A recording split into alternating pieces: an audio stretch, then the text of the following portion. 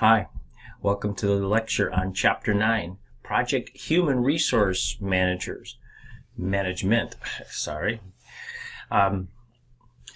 This one is an interesting topic because you don't think about project managers as human resource managers, but most of our projects are based on what?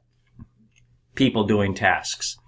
So it's how do I manage people, and how do I manage resources that interact with people. So it's a lot of human interaction that needs to take place. So this chapter is right up that alley. So we're going to try to explain the importance of good human resource management on projects, not for companies, but for a particular project. Define what human resource management is. Look at the concepts of managing people. What it takes to motivate them, influence them. How to make them more effective. Emotional intelligence. So a lot of I always like these topics. Discuss how the planning. How do I create a resource management plan? How do I create a project organizational chart? Explain some of the important issues in how do I get staff? How do I help train teams and team building and techniques in how to manage the people and teams. And so it's just of course, there's always software out there that does this. So let's get into why is it important. Well, you've heard just about every company say people are my most important asset. We fail or succeed based on how good our people are. So companies know it. Sometimes they just don't follow through on it. Because if you look at the global force, you can tell that there are tons of people on the internet, almost 3 billion users, but looking at projections, they're looking at spending $5 trillion by 2020.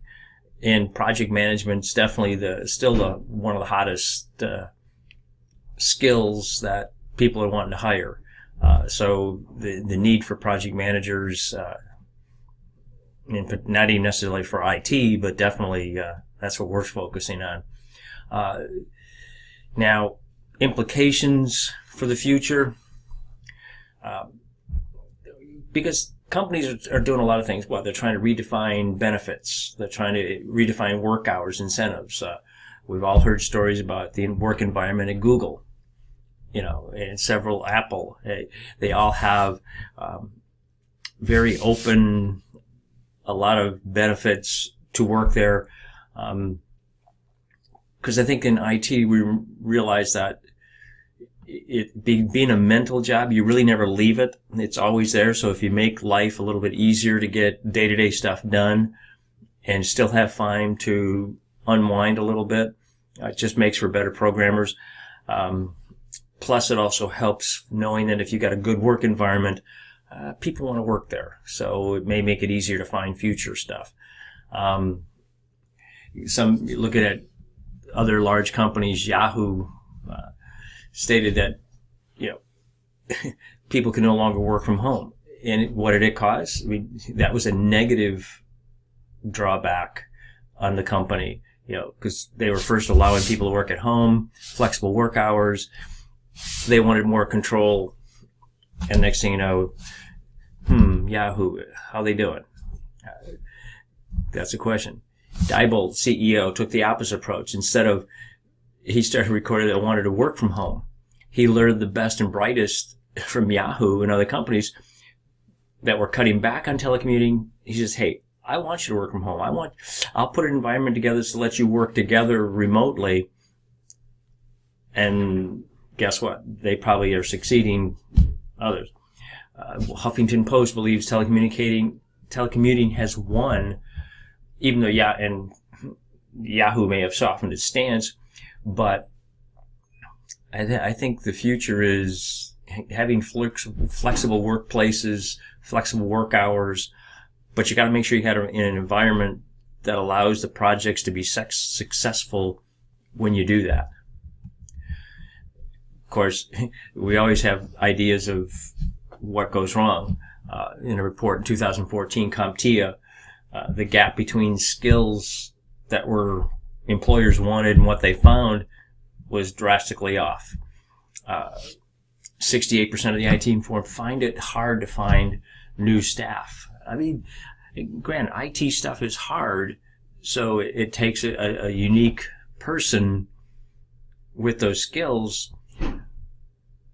but you got to have the environment people want to work for. 58% of the business is concerned about quality and quantity of IT talent out there for hire. And then, of course, the number one strategy to handle understaffing is what? Put in more hours. Not always the best approach, but when your staff, if it's hard to find staff and your projects are still growing, that's probably about what you get. Now, so what is project human resource management? And most effective users involved in a project said, hey, it includes, planning the human resource management. So identifying, roles, responsibilities, reporting. So the overarching policies for it, acquiring that project team, making sure you get the right people to do the right job, and then developing that team, making sure that those people work together, because as a project management, you're going to be spending a lot of time managing that team. So you want to make sure they're working together, their interpersonal skills are working well, there's no internal conflict, because you're going to have enough of that trouble with, the project itself. So this managing the project team says, I'm tracking their performance, I'm motivating them, I'm giving them feedback. So there's a lot of that going on with a technical project. So here's just a summary of that layout. And as you can tell, from a human resource standpoint, almost from start to finish, there's something involved in dealing with human resource on a project level, whether it's making sure you understand the policies, to acquiring the team, to managing their team.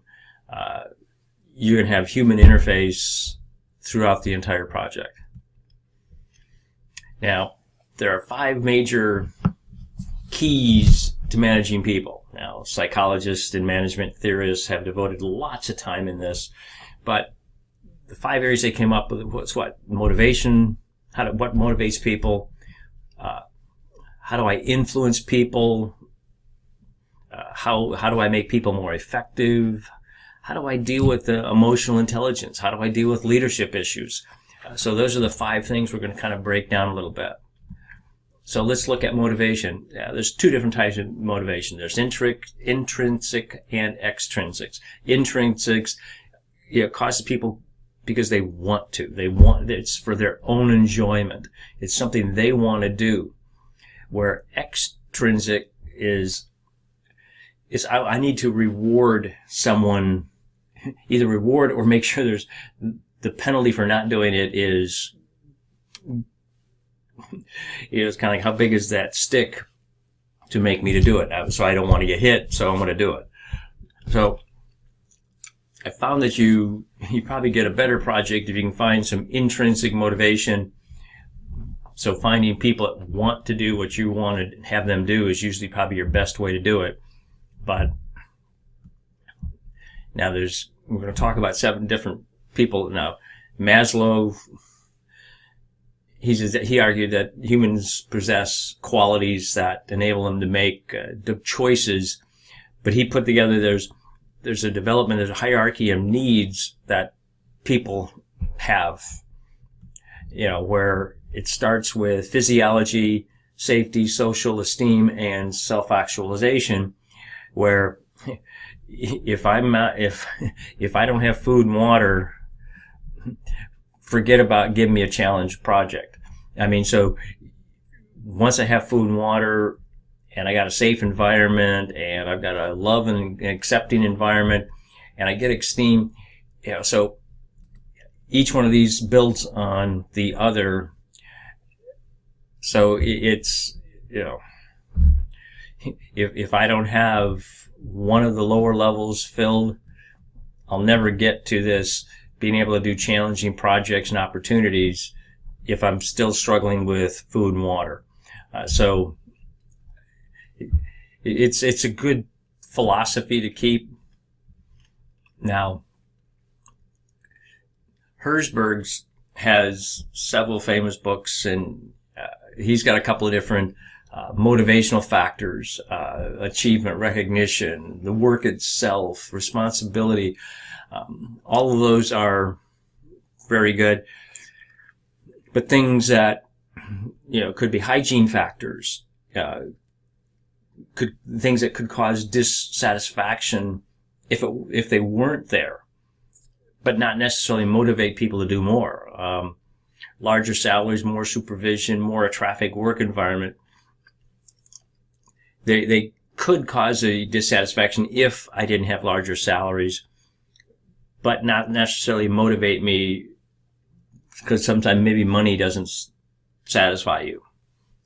Most of us like more of it, but in all the projects I worked on, it wasn't money that got people to do the job. It was either the team, it was the project itself.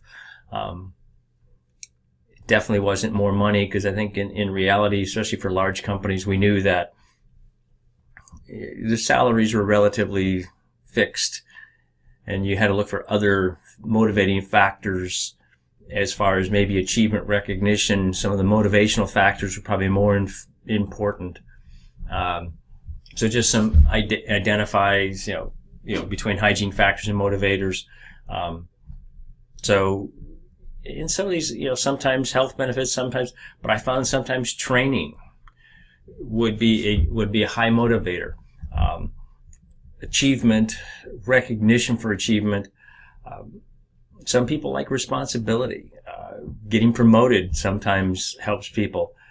So there's, and this is as a project manager, you've got to make sure you understand people well enough and your company well enough to say, which of these two, how do I blend, and what flexibility do I have in tapping into all of these things to make it a reality. Now, RSA Animate use a popular whiteboard drawing technique, according to the author's last name is Pink, as far as his book is called Drive, about what motivates people. And managers that focus on the following three motivators actually do well. Autonomy, mastery, and purpose. So it's, and you see none of those have anything to do with finance. It isn't a pay raise. It isn't a promotion. It's giving you independence because you've shown a mastery of the skills and you understand why we're doing the project. So you understand the bigger picture as to what makes this important. Now, another author, McCullen, has an acquired needs theory. So it basically says, hey, over time, we're all shaped by our life experiences. You got people that maybe love achievement. So those achievers like challenging projects. Some people are affiliation based, so they like relationships and feel accepted by others. Some are power. They need the power to, either control or institutional power, good for the organization. So some of those come into play. McGregor's theory of X and Y, back in the 60s, theory X says, hey, workers dislike and avoid work, so manager must coerce and threaten. Theory Y says individuals consider the work as natural as play and rest. So it's enjoy the satisfaction, self-esteem. Theory Z said, based on the Japanese approach, motivating work is just enhancing trust and quality and collective decision making, and that would motivate people. So as you can tell, as time has gone on, there's definitely a lot of theories out here as far as what it takes to motivate people. A couple of other authors here. I mean, give them authority, give them an assignment, understand their budgets, promotion, money. So all of these things are just the ways that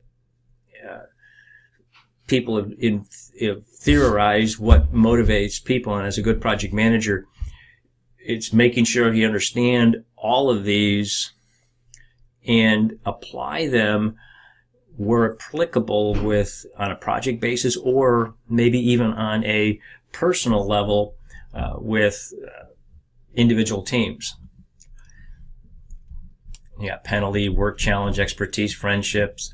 But now let's look at ways to influence and help and hurt, because I can influence you negatively.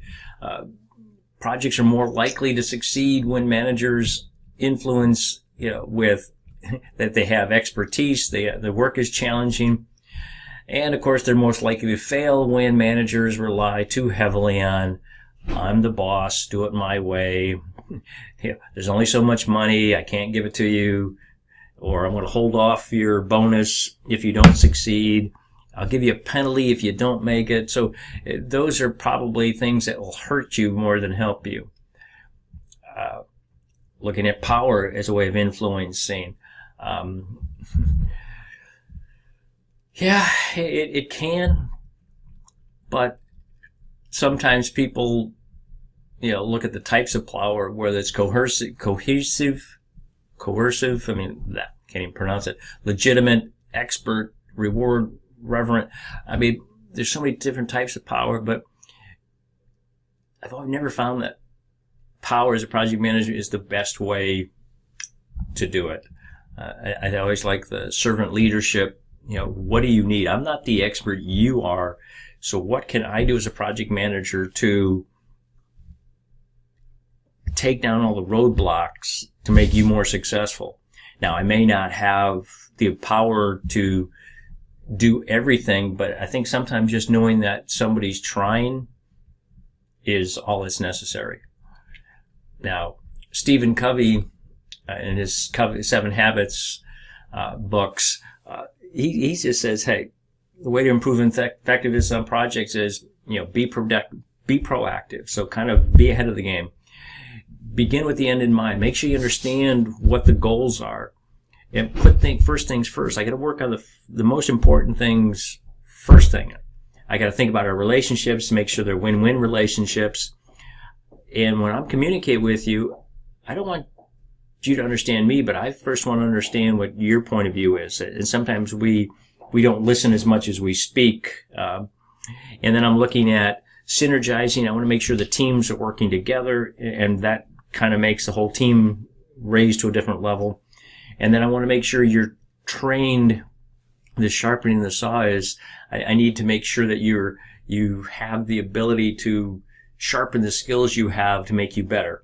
I just can't keep working you at 80 hours a week, never giving you a chance to learn new skills and expect you to get better. And this allowing training is a big motivator. If I can send somebody to a conference someplace to learn something new, or let them register for a class they didn't have, people find that very motivating. Now, some of the things we got to make sure is we listen to people. So we definitely want to make sure that we're very in tune to what people are saying. We want to make sure that we have a rapport, a relationship with them. One of the techniques is mirroring, and it's kind of matching the behaviors and personality traits of the person you're talking to. I've never been good at that, but I've seen it work very well. But you'll find that based on how your project manager was promoted or got into that role, this may be a big piece. This whole human resource piece may be a big piece, because if I've got a good programmer who's maybe just focused on the details of getting the work done and very good at coding and solving problems, they may not be the best at relating with people. So as a project management, we got to work at being a better listener and building rapport. Now, there's a term out in the industry called emotional intelligence, and that's just how do I deal with my own emotions? I mean, things are going to happen all around me in a project, and most of the problem isn't dealing with the situation, it's dealing with my own internal emotions and how that affects the project. So you need to make sure you understand, I don't want you to be smarter, I just need you to deal with basically life. How do you deal with the problems? Because you know on a project you're going to have problems, and if you're the one that gets angry all the time and throwing things around, it's not great for the team morale. Now, leadership, there's no one best way to be a leader. Whether it's, there's different leadership styles. There's probably more books written on leadership than you could shake a stick at. Here you got 6 different types and styles. I guess I still lean on that servant leadership, which maybe in this case probably falls more into this coaching affiliative leadership role. To give you a rough idea, back in 2015, PMI put this talent triangle, which means I've got technical, project management, I got strategic and business management, and I've got leadership, are more skills more than technical that a project manager needs. Yeah, they need to understand the technical stuff, but it's these other two, strategic and business management and leadership, that a lot of people don't have. Now, how do I develop a resource plan? Basically, that's just I need to understand, identify and document the roles, responsibilities, and reporting relationships. And we do that with organizational charts, staff management plans, assignment matrix, and resource histograms. And we'll give you a few examples of these. Now, we've all seen an organizational chart, and it leads, it's just basically in a graphical picture. It shows you who's reporting to who. So you can kind of follow, if I need to talk to a project lead manager, who's that going to be and who's he report to? It's like, okay, I'm talking to the team lead, but I know he's got to get to the project manager, so he knows he's got to go through the, deputy project manager. So it's just understanding who reports to who, and how do I may have to use the chain of command to make sure everybody's in the loop in the information. Now, this work definition assignment process, it says I need to look at what needs to be done and how do I break the work down, how's it going to be done, who's going to do it. So I'm looking at making sure I understand the requirements. Once I understand the requirements, then I can say, okay, how will the work be done? Now I can look at how do I build the technical team, and then I break the work down and start looking at the work breakdown structure. Once I got the work breakdown structure, then I can actually say, based on the resources I have, I can start assigning this, and then each organization person hits responsibility. So I take the items in the work breakdown structure and assign them to the organizational. Now, one of the things you may hear about is a responsibility assignment matrix. And basically it's a matrix that maps work items of a project to the people.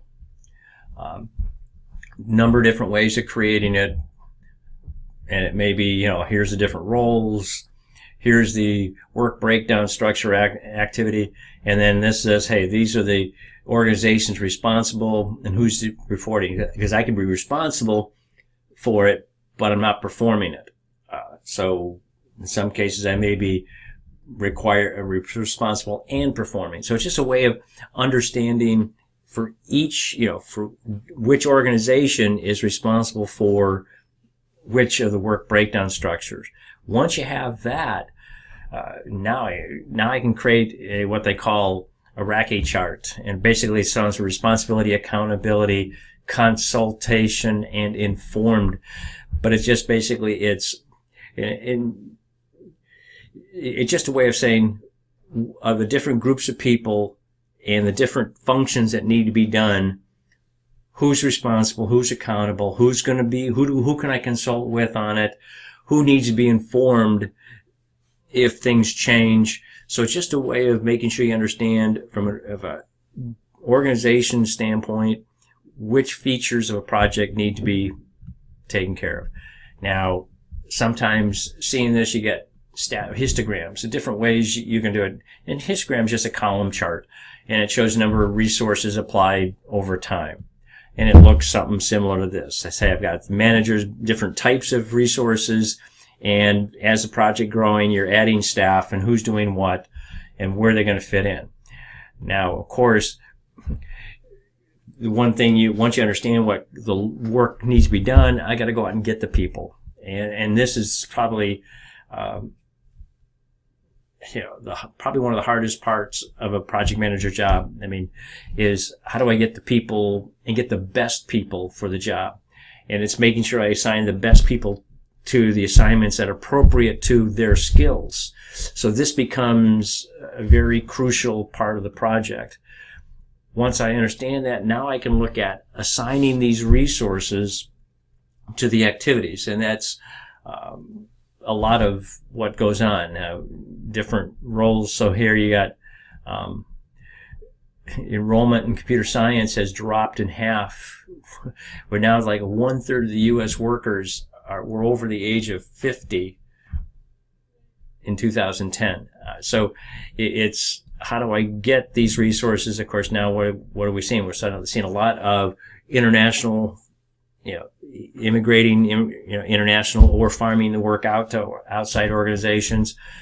So definitely chief information officers are really trying to rethink how they hire and incentive to hire and keep people.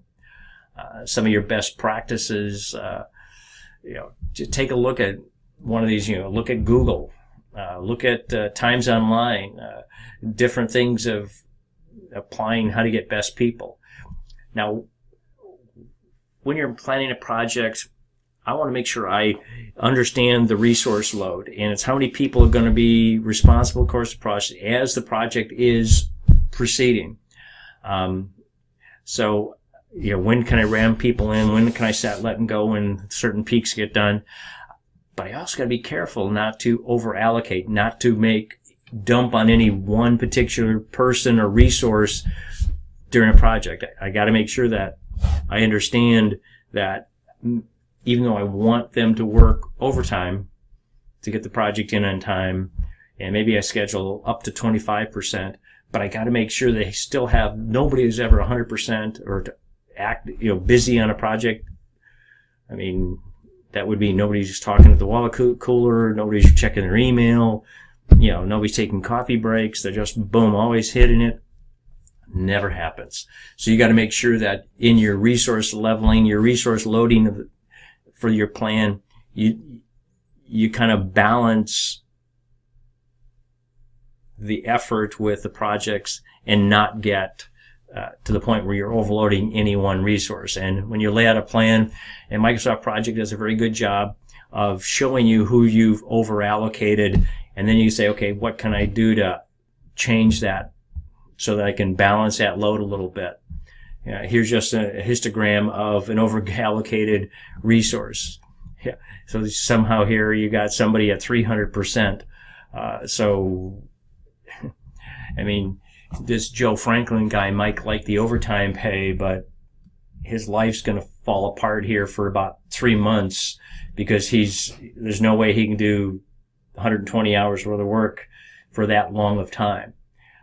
There are times in a project you may have to do it for short periods of time, but this is not something you want to see. You'd want to see something closer to 100%, and I'd even look at something less than 100% to handle the non-work activities that take place on a project.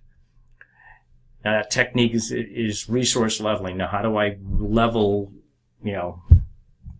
resources? How do I balance that resource to get a kind of a smoother distribution of resource allocation usage and reduce the over allocation? So it's just planning that level. So you're either going to do one or two things.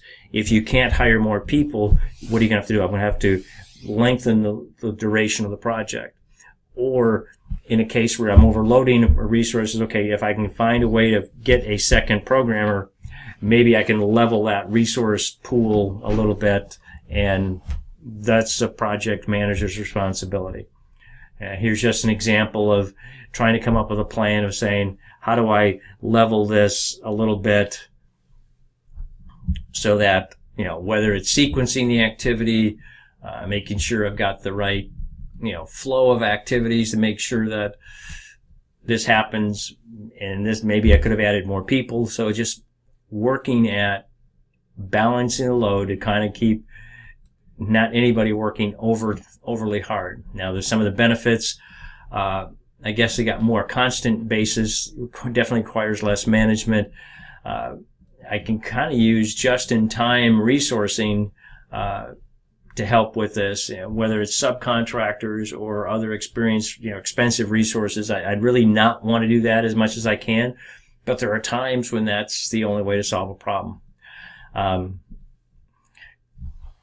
So it just, and if I have everybody relatively consistent, very level, nobody's got a lot of peaks and valleys in their workload, it definitely causes less stress on the project manager, less stress on the employee. So it just raises the whole morale of the project. Now, how do I develop this team? Now that I got all these resources together, I've laid out this plan, I got to come them together, I got to find a way to make them all work together more effectively. And there's a model out there on T development that all teams go through these 5 steps: forming, storming, norming, performing, and adjourning. I'm not quite sure that's the right word, but that's okay. But, and if you think through these, a team's got to form, you got to bring them together. And during that bring them together, there's going to be some personality conflicts, getting to understand each other, how to work better together. And then you're going to reach this stage where, okay, we're reaching a status quo. And then all of a sudden we start really hitting our stride and really performing on all cylinders. Then the project's done, and now I start breaking things down. So this model has a lot of merit in real life. Now, a key to project management is training, making sure people understand not only themselves, each other, their technical skills, but these team building exercises can be physical challenges, can be meetings, can be psychological performance indicator tools. And actually one of your homework assignments is doing some of these psychological performance indicator tools to kind of make sure to see you understand where you are personally. So when you look at the people around you, you can kind of evaluate them, says, okay, they're the same type. So knowing what I am, this is what they like. This is what motivates them. This is what makes them tick. And it makes things a little bit easier. Now, Myers-Briggs is probably the biggest one we've all heard about. You're going to do a test like this, and I've given you at least 3 links, or maybe several others out there. Make sure you choose a free one. I don't want you to pay for this unless you really want to, but it's just a way of understanding yourself and your teammates, how to better understand each other. Social styles profile, so just another type of test. Are they drivers, expressive? Are they amiable? Are they analytic? Just different types of people. And are they more task-driven, or people-directed? So just understanding yourself and the other people in your teams. If you got a bunch of analytics, then you may not get any job done because nobody's gonna, nobody can deal with the customers, So you just got to make sure you understand it. Another one is DISC. Uses 4 behaviors: dominance, influence, steadiness, and compliance. People hit all 4 quadrants and just kind of gives you a different type of personality. So all of these tests have value. I can't say any one is better than another, but they all show something about your personality, and as you evaluate your team, how you can work together better just having more information. So now you understand each other. Personality questions. Okay, what can I do for reward and recognition for the team? And it may be, it's going to vary. It could be from financial, could be time off, could be training, could be mentorship. So it's a lot of how to, and this isn't just project management. This is people management. So if you have a bent on wanting to be a manager for a grocery store or a factory, you're going to want to know how to reward and recognize your system, your people. Now managing your team, basically means what? I got to make sure I understand who's assigned to which one. I got to get related information. I must decide if there's changes that on a requested project, who should do them? What do I need to prevent and correct on a project as things go through? Updates to the plan that needs, as projects change, schedules get delayed, that affects the resources, which then says, how do I make those changes to my plan, to the organization, to the staffing plan? Microsoft Project has several tools to be able to handle some of this, but some of the tools and techniques for managing teams, observation, conversation, project performance appraisals, interpersonal skills, conflict management, all of these are things that come into play. Now, some ways of handling conflict, which in a project manager, you are always going to have conflict. But there's different ways of handling it. You can confront it. You can face the problem head on. Sometimes you can use a compromise approach, give and take. You can smooth de-emphasize the differences. You can force, I win, you lose approach. You can withdraw, kind of ignore that the problem exists, or you can collaborate, get people together and come up with a consensus. All of these ways can work, but you may not want to use them all at the same time. So there are different times based on what's important, whether the task is important, whether the relationship is important. So some of the, just kind of ways of bucketing, those techniques into a when could I use them? Because conflict can be good. It definitely can get you new ideas. It can get people to work harder, maybe work together better. Some people, you may have heard this group think, which just means, okay, I've got a group of people together that as we get all our ideas in one place, that we come up with a better answer. So it just don't avoid conflict, go through. Now, there are definitely some things that are dysfunctions to a team, the things that you just don't want to have as best as you can. You want to make sure that there's trust. So you want to make sure there's absence of trust. You don't want to make sure that they're afraid of conflict, that there's a lack of commitment to the project. Maybe nobody's accountable for it, and nobody is paying attention to the results. So all of those things can be, put a nail in a coffin in a project if those things are happening. Now, just some general advice. You want to be patient and kind. You want to fix a problem, not blame people. You want to make sure that you've got a regular communication plan, making sure you're not wasting their time, but you're giving them good information. Making sure that teams have a chance. Don't just dump them into the box and say, I want them performing right off the bat. Let them go through that forming, storming phase before you're expecting them to norm and perform. So allow them time to gel and make them sense. And then making your teams relatively small. I've had teams as small as 3 to 7, but I've also had teams as big as 200. And it definitely takes different skills and different problems that comes up. So this general advice is stuff I wish I had a chance to benefit a lot on. Plan some social activities. Sometimes that was a great stress relief. we put names on our teams. We try to nurture each of the teams and encourage each other. We want to make sure there's other actions.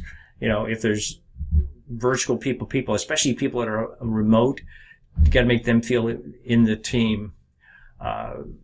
There's definitely software out there to assist in this. So just pay attention to some of those. They can help you identify the resource, identify potential shortages and over and underutilization, have leveling tools. And Microsoft Project has some good tools on some of that. So project managers must, it says, it involves more than just using the software. I know project managers that they know Microsoft Project back of their hand, but you never see them. It's relating with the people. It's making sure you understand where they're coming from, making sure you understand the issues firsthand. So you got to make sure you understand and treat the people right. So hopefully this chapter gives you a little bit of insight that there's more to project management than numbers and facts and charts and things, but it's how do I deal with the people. So hopefully this helps. Maybe a little bit long on a lecture, but I think it was beneficial. Have a nice day. Bye-bye.